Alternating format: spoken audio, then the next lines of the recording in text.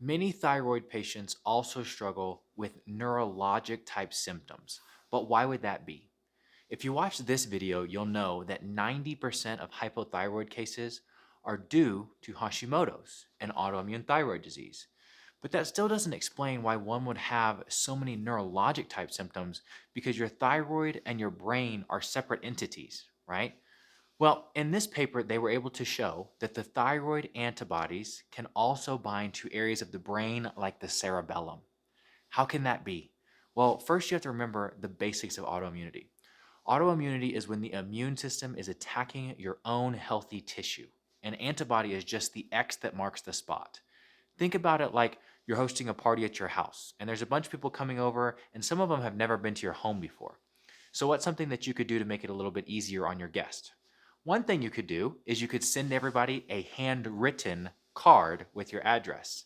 Now, I made sure to emphasize something in that last sentence. I emphasized handwritten.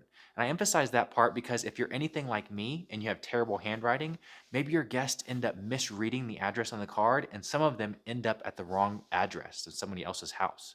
That's kind of what these antibodies are like.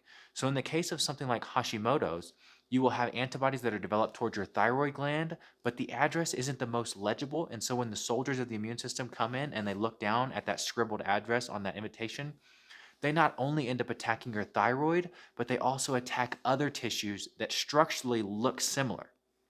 Similar to that handwritten card, if I were to write my address on a card, hopefully my handwriting isn't that bad that my guests would end up in, New England when I live in Colorado. The immune system works the same way. It will end up going to a location whose address has just a couple numbers that are in a slightly different order. In this instance, the cerebellum, an area of your brain that's responsible for a whole boatload of things, whether that be your balance, coordinating movement like with your hand or your foot or your eyes or your mouth. It's also been shown to play a role in cognition and memory. Moral of the story, it's a very important part of your brain. And with an autoimmune thyroid disease like Hashimoto's, the antibodies that are developed to your thyroid also bind to your cerebellum and can lead to many of these neurologic type symptoms. Another tissue that they found that these thyroid antibodies bind to is something called myelin. Myelin is an insulating layer. It wraps around your nerves, which allows for those signals to be transmitted much more quickly and more efficiently.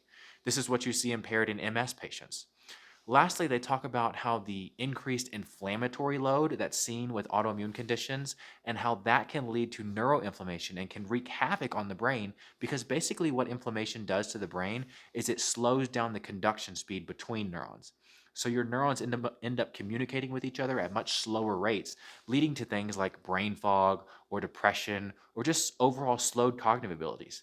Something else that has been shown is that when they took these researchers took two groups of people. One group had Hashimoto's and one group did not. The group with Hashimoto's actually scored lower on their neurocognitive testing, and their brains were actually smaller. The gray matter of their brain was actually reduced when they compared to the group without Hashimoto's. And just to really drive home how important this is, in this study, they took patients who had antibodies present, but there were no abnormalities of their thyroid hormones. They called this euthyroid Hashimoto's. And what they found was that these patients had significant impairments on neurocognitive testing. And in this article, they took it just a step further and they actually gave the patients thyroid hormones to see if they could somehow improve their performance. But guess what? It didn't work. What does that mean? It means that there are other things that must be contributing to the symptoms, and not just the simple fact that someone's thyroid hormones may be low. Why this is important is because Hashimoto's is not just a thyroid disorder, and most people and most providers look at it like it is. Hashimoto's patients end up developing antibodies towards neurologic tissue, meaning they can develop autoimmunity towards their brain. This is no joke. Your immune system starts attacking your brain, and the reality is that most of that tissue doesn't grow back, meaning once you lose it, you lose it.